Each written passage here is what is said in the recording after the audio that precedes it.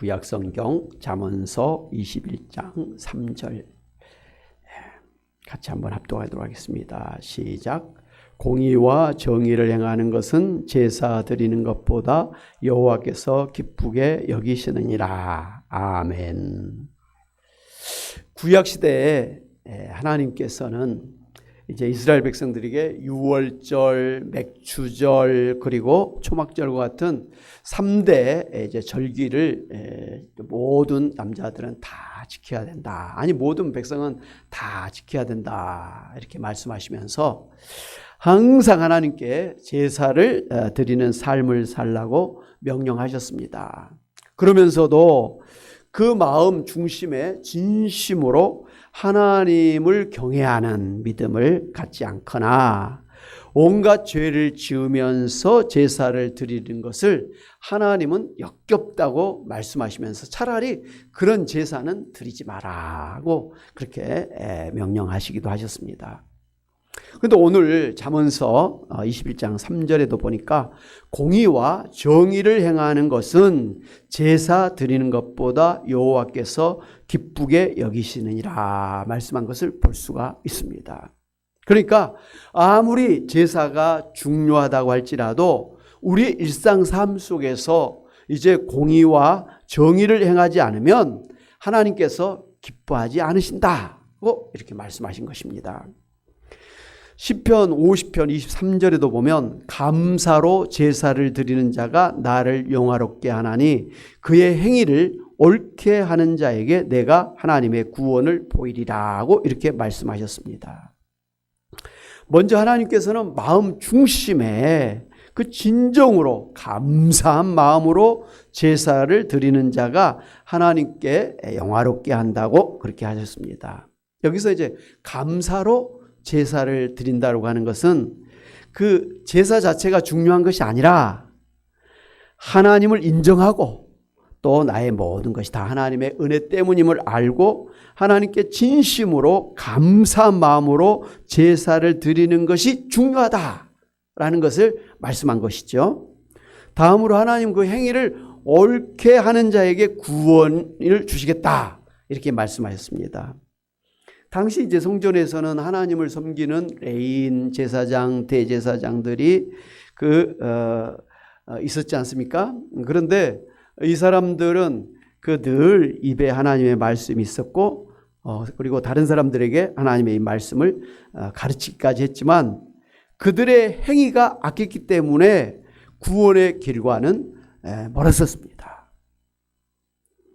하나님은 이들에 대해서 구원이 아닌 당신의 철저한 심판이 임할 것임을 그렇게 경고하시면서도 반대로 당신의 말씀을 진실하게 행하는 자들에게는 구원의 길이 준비된다고 그렇게 선언해 주신 것입니다. 그러니까 단순히 제사를 드리고 있는 게 중요한 게 아니라 하나님을 진정으로 믿고 그리고 하나님 앞에 진심으로 예배를 드리고 더 나아가서 하나님의 말씀대로 이제 바르게 사는 것이 하나님을 기쁘시게 하는 것이고 그런 사람을 하나님께서 구원해 주신다 이렇게 말씀을 하신 것이죠. 야고보서 이제 2장 14절에 행함이 없는 믿음은 죽은 믿음이다 이렇게 말씀하셨지 않습니까? 그러니까 내가 예수님을 믿습니다 말로 아무리 외쳐도 그 믿음에 따르는 그런 행위가 없으면 그 사람은 제대로 믿는 사람이 아니다. 죽은 믿음이다. 산 믿음이 아니다. 다시 말씀드리자면 이렇게 행함이 따르지 않은 그 믿음을 말로만 하는 사람은 구원이 없다. 이렇게 분명하게 말씀하신 것을 볼 수가 있습니다. 산 믿음을 가진 사람은 당연히 말로도 내가 하나님을 믿습니다라고 고백해야죠. 그리고 또 예배 드려야 되지요. 그런데 하나님의 말씀대로 그렇게 사는 그러한 어떤 실천, 그러한 행동, 삶이 없으면 그런 사람은 제대로 하나님을 모시고 사는 구원받은 사람이 아니다라고 말씀할 것입니다. 우리가 예수 믿는다라는 것은 예수님을 내 마음속에 주님으로 모시고 사는 거잖아요.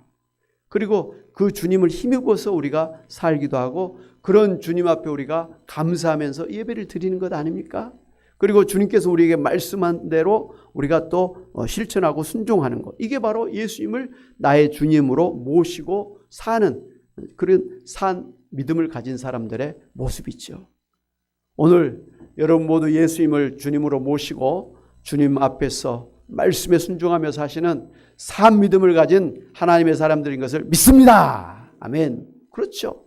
물론 이제 좀 잘하고 못하고 이 정도는 당연히 있죠. 우리가 완전히 부활해서 새로운 사람이 되기까지는 우리가 아무리 애를 써도 어떻게 하나님 말씀을 다 지킬 수가 있겠습니까? 우리가 어떻게 예수님을 닮은 예수님의 제자가 되겠다고 그렇게 발벗고 나섰지만 우리가 어찌 예수님처럼 될 수가 있겠습니까? 그러나 나중에 우리가 부활할 이후에는 새 사람이 된 이후에는 예수님처럼 될 줄로 믿습니다. 그러나 지금은 아니라는 것이죠. 그래서 사도 바울은 로마서 12장 1절에서 그러므로 형제들아 내가 하나님의 모든 자비하심으로 너희를 권하노니 너희 몸을 하나님이 기뻐하시는 거룩한 산 제물로 드리라. 이렇게 명령하십시오. 이것이 하나님이 기뻐 받으시는 영적 예배다. 우리가 드려야 될 영적 예배라. 이렇게 말씀하셨습니다. 그러니까 진정한 예배, 신령한 예배는 바로 뭡니까? 우리 몸을 하나님이 기뻐하시는 거룩한 산 제물로 드리는 것이 진정한 예배, 신령한 예배, 영적 예배라는 것이죠. 할렐루야. 그러니까 말로만 우리가 찬양하고 이렇게 하나님을 찾는다고 해서 그게 영적 예배가 아니라 신령한 예배가 아니라 우리 삶 속에서 우리 몸으로 움직이는 모든 속에서 바로 하나님 앞에 드려지는 것이 바로 참된 예배다라는 것이죠. 예수님께서도 이제 하나님 앞에 제사를 드리러 가는 길에 형제와 불화한 일이 있는 것이 생각이 나면 제사를 드리기 전에 먼저 형제와 화목하라 이렇게 명령하셨습니다. 이 순서가 그래요. 주기도문에서도 우리가 우리 죄를 사하여 준 것처럼 우리 죄를 사하여 주옵소서 이렇게 기도하지 않습니까? 먼저 우리가 다른 사람의 죄를 용서해 준 후에 하나님의 용서함을 받아야 된다 이런 말씀이에요. 나에게 잘못한 사람을 용서해 주지 않은 상태에서 하나님 나의 죄를 용서해 달라고 하는 것은 소위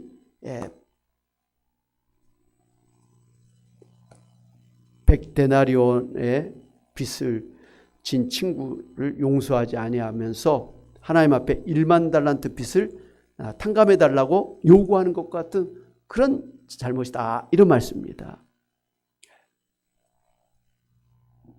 우리가 하나님 앞에 예배 드리러 가는 것도 중요하지만 하나님 앞에 예배 드리러 가기 전에 잘못된 것이 있으면 그것부터 회개하고 특별히 인간관계 속에서 불화한 것이 있으면 그것을 해결하고 하나님 앞에 예배 드려야 된다 이런 말씀이죠. 참 이게 쉬운 게 아닌 것 같아요. 우리는 늘 인간관계 속에서 늘 갈등 속에서 살아가고 있잖아요.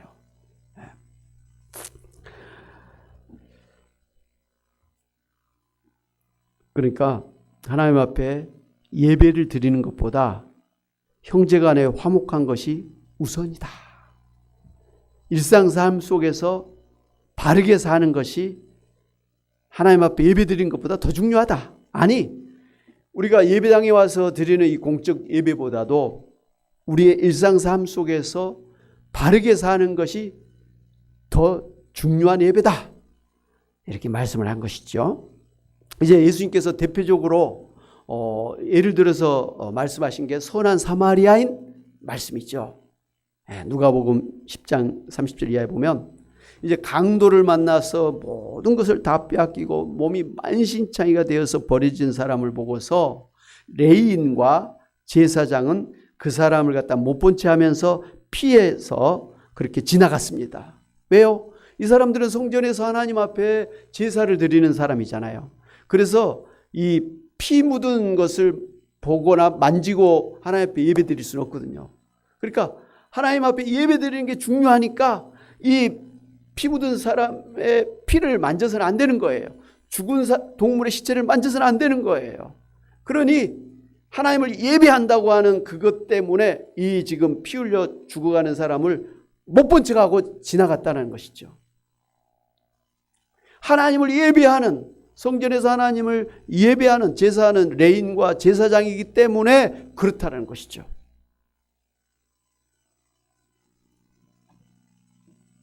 그런데 사마리아인은 장사하는 사람이죠. 이 쓰러진 사람을 보고 그를 불쌍히 여겨서 쓰러진 사람이 가까이 가서 기름과 포도주로 그 상처를 붓고 또 상처를 싸매서 한마디로 그 손에 피를 묻혔다는 것이죠. 그의 온몸에 지금 피가 범벅이 된 것이죠. 그런 후에 응급조치를 취한 이후에 자기의 나귀 위에 태워서 산 밑에 주막으로 데리고 와서 밤새 돌보아 주었습니다. 뭐 주막이라고 하면 뭐 단순히 술 파는 그런 집이 아니라 지금으로 말하면 구멍가게 같기도 하고 또 간단한 사람을 치유할 수 있는 그런 병원 같은 그런 역할을 다 하는 그런 역할을 했었죠. 그러면서 밤새 그 사람을 돌보아 주었습니다. 그러고 나서 그 이튿날 이제 그 주인에게 데나리온 2를 내어주면서 이 사람을 돌보아 주세요. 비용이 더 들면 내가 돌아올 때 갚겠습니다. 그렇게 약속하시면서 끝까지 그 사람을 돌보아 주었습니다. 이 이야기를 하신 후 예수님께서 선생님이여 내가 무엇을 하여야 영생을 얻으리까 하면서 질문을 했던 그 율법교사에게 이 세 사람 중에 어떤 사람이 강도 만난 자의 이웃이 되겠느냐 물으셨습니다. 그러자 그 율법교사가 당연하게 자비를 베푼 사마리아인입니다 라고 대답을 한 것 아니겠습니까? 당연하죠. 어떻게 레위인이나 제사장이 자비를 베푼 사람이라고 말할 수 있겠습니까? 그때 예수님께서 그 율법교사에게 뭐라고 말씀하십니까? 가서 너도 이와 같이 하라고 이렇게 말씀하셨습니다. 그러니까 성전에서 하나님께 제사를 드리는 일을 하던 이 레위인과 제사장이 강도 만난 사람을 돌보지 않으면서 하나님 앞에 제사를 드리는 것을 하나님께서 기뻐 받으시지 않는다라는 것이죠. 그 제사는 헛것이었다라는 것이죠. 다시 말씀드린다면 강도 만난 사람을 도와주는 것이 사실은 하나님이 기뻐하시는 제사라 이 말씀입니다. 예수님은 우리에게도 그렇게 살아라고 하신 것입니다. 예배 중요하다. 이 교회에 와서 공예배를 드리는 거 중요하다. 그러나 공예배를 드린다고 하면서 삶 속에서 그렇게 죄를 지으면서 불화하면서 그렇게 사는 사람의 그 예배를 하나님이 기뻐 받으시 않겠다는 거예요. 차라리 너 예배 시간에 그 시간에 가서 죄를 해결하고 오라. 화해하고 오라. 그리고 나서 하나님 앞에 예배를 드리러 와라. 뭐 이런 말씀이에요. 그렇다고 예배를 드리지 말아라는 뜻은 아니에요. 예배를 드리는 것이 중요한 만큼 하나님께서 기쁘시게 받으시는 예배자가 되기 위해서는 그 전에 우리의 일상 삶 속에서 바르게 살아야 된다. 이런 말씀이죠. 바르게 살지 않으면 하나님께 제대로 된 예배를 드릴 수가 없다. 하나님께서 베푸시는 그 은혜를 받을 수가 없다. 이런 말씀이죠. 그러니까 하나님 앞에 제대로 예배를 드리고 하나님 앞에 예배 시간에 은혜를 받기 위해서는 그 전에 내 일상 속에서의 그런 삶을 잘 살아야 된다. 이런 말씀이죠. 아멘? 당연한 것 아니겠습니까? 예수님 마태복음 23장 23절에서 와 있을진저 외식하는 서기관들과 바리새인들이여 너희가 박하와 회양과 근처의 11조는 들이되 율법에 더 중한 바 정의와 궁율과 믿음은 버렸도다. 그러나 이것도 행하고 저것도 버리지 말아야 할지니라. 예수님께서 딱 정리해 주셨죠. 뭐 하나님 앞에 나와서 제물을 드리고 막 이렇게 하는 11조를 드리고 뭐 이런 예배 드리는 게 중요하다. 그러나 그와 똑같이 정의를 행하고 그 다음에 선행을 베풀고 그 다음에 믿음을 가지고 사는 것이 동시에 중요하다. 이렇게 말씀하신 거죠. 이것도 하고 저것도 해야 된다. 이렇게 말씀하신 것이죠. 심지어 이렇게 겉으로는 하나님께 제사를 드리지만 삶 속에서 공의와 진리를 행하지 않고 사는 사람을 예수님께서 회칠한 무덤이라 이렇게 그렇게 책망을 하시지 않습니까? 그러니까 겉으로는 하나님을 잘 믿는 예배자처럼 보이지만 실상은 회칠한 무덤처럼 속에는 썩은 시체 냄새가 나는 그런 사람이라고 책망하신 것입니다. 사랑하는 여러분, 우리도 최선을 다해서 하나님 앞에 나아가서 예배를 드리는 삶을 살아야 될 줄로 믿습니다. 그러나 일상 삶 속에서 온갖 죄를 지으면서 하나님 앞에 예배만 드리면 된다고 하는 소위 예배 만능주의를 우리가 주의해야 되는 것입니다.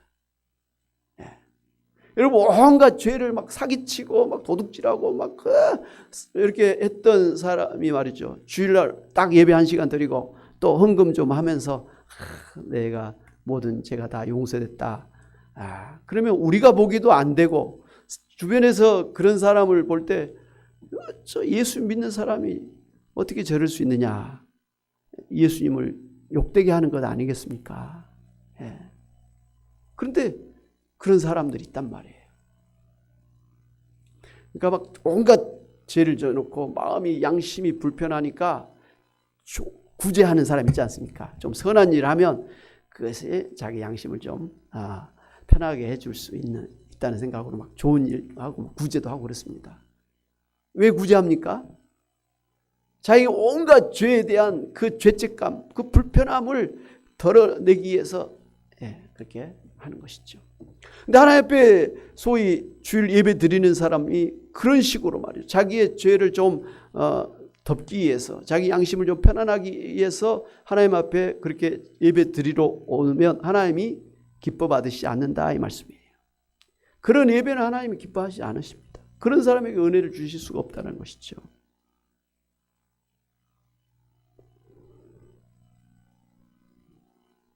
우리가 하나님을 예배한다는 것은 이렇게 교회에서 드리는 공예배뿐만 아니라 일상 삶 속에서 우리가 살아계신 하나님을 모시고 하나님께 감사하면서 하나님 말씀을 진리로 알고 삶 속에서 그 말씀대로 삶으로 하나님께 영광 돌려드린다는 것입니다.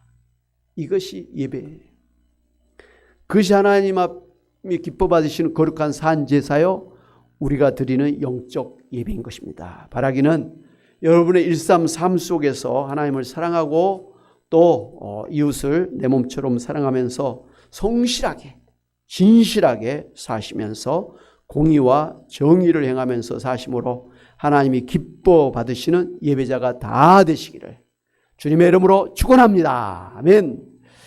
이제는 예수 그리스도 은혜와 하나님 아버지의 크신 사랑하심과 성령님의 감동 감화 교통하심이 참으로 하나님이 살아계셔서 나와 함께 하시며 나의 삶을 주관하시고 이끌어 주심을 믿고 나의 모든 것이 다 하나님의 은혜로 된 줄로 믿고 늘 하나님 앞에 감사하며 하나님 앞에 예배하며 하나님의 말씀을 진리로 알고 그 말씀대로 순종하며 삶으로 하나님의 뜻을 이루고 정의와 공의를 행하며 사는 것이 진정으로 하나님을 섬기는 것이요 진정으로 하나님 앞에 예배하는 자임을 알고 삶 속에서 진실과 정의로운 삶을 살기를 소원하고 다짐하고 나가는 주의 사랑하는 권속들과 또 그 가정과 일터와 그리고 교회와 이 나라 민족 온 세계 위에 이제부터 영원히 함께 있을지어다. 아멘.